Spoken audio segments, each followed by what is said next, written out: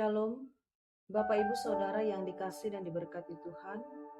Hari ini kembali kita bersama akan merenungkan akan kebenaran firman Tuhan melewati kitab Yesaya pasal 44 ayat yang pertama hingga ayat yang ke-8.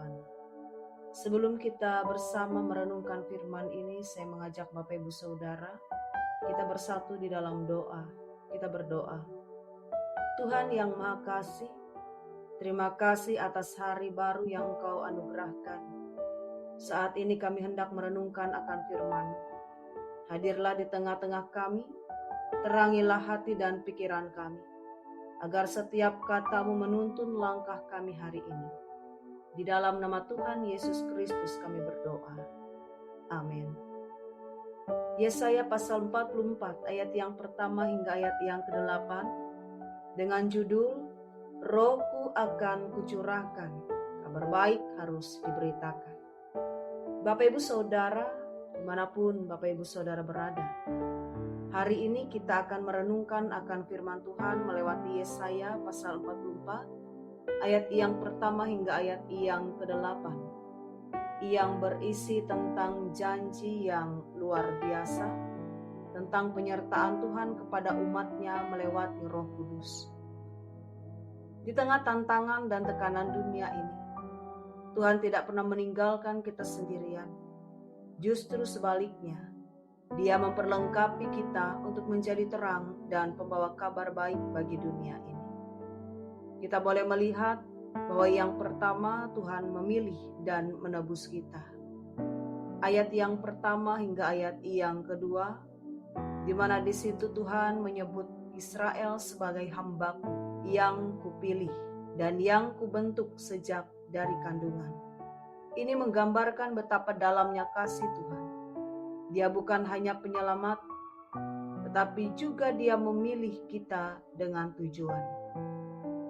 Kita tidak dipilih secara kebetulan, tetapi untuk sebuah misi, menjadi saksinya untuk membawa terang dan kabar baik kepada dunia yang sedang gelap. Dan dalam perjanjian baru, Yesus berkata bahwa kita bukan hanya diselamatkan, tetapi juga diutus sebagai domba ke tengah serigala. Dan itu boleh kita lihat dalam Matius pasal 10 ayat yang ke-16. Tapi kita tidak dikirim tanpa bekal.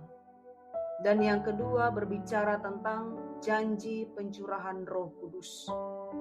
Tuhan berfirman pada ayat yang ketiga, sebab aku akan mencurahkan air ke atas tanah yang haus dan hujan lebat ke atas tempat yang kering. Aku akan mencurahkan rohku ke atas keturunanmu dan berkatku ke atas anak cucumu. Ini adalah nubuatan tentang pencurahan Roh Kudus. Roh Kudus adalah seperti hujan yang menyegarkan, memberi hidup dan membuat benih iman bertumbuh dan berbuah. Dan dalam Kisah Para Rasul pasal yang pertama ayat yang ke-8, di mana di situ Yesus berkata, tetapi kamu akan menerima kuasa kalau Roh Kudus turun ke atas kamu, dan kamu akan menjadi saksiku. Dengan kata lain, bahwa Roh Kudus bukan hanya untuk penghiburan pribadi, tetapi untuk memperlengkapi kita menjadi pemberita Injil. Dan pencurahan Roh membuat kita berani untuk tampil bijaksana dan penuh dengan kasih.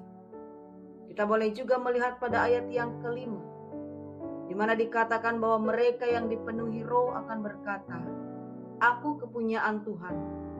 Ada identitas yang jelas sebagai umat Allah dan kerinduan untuk bersaksi. Dan yang ketiga, pada ayat yang ke-6 hingga ayat yang ke-8, berkata kepada kita bahwa Tuhan menyertai umatnya untuk menjadi saksi. Tuhan menyatakan diri sebagai penebus dan raja satu-satunya Allah. Tidak ada Allah lain yang bisa menyelamatkan. Dan pada ayat yang ke-8, Tuhan menantang Israel dengan berkata, janganlah gentar dan janganlah takut.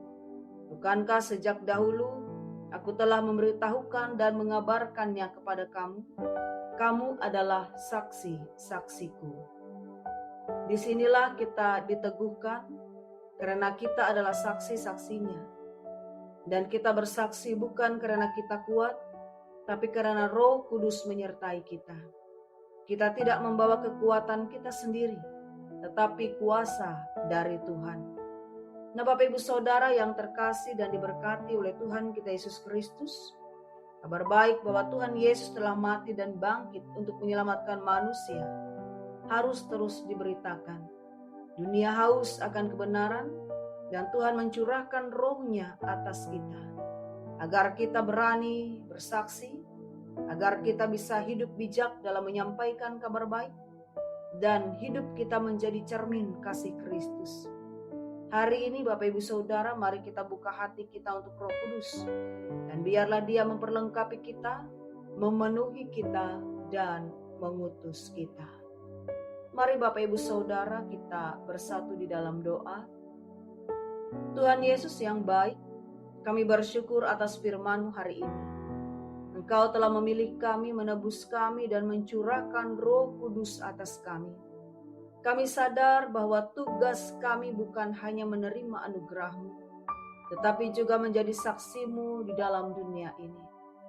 Penuhi kami kembali dengan Roh Kudus-Mu. Berikan kami keberanian, berikan kami hikmat dan kasih untuk dapat memberitakan kabar baik kepada setiap orang yang kami jumpai. Pakailah hidup kami untuk kemuliaan-Mu. Di dalam nama Tuhan Yesus Kristus kami berdoa. Amin. Tuhan Yesus memberkati.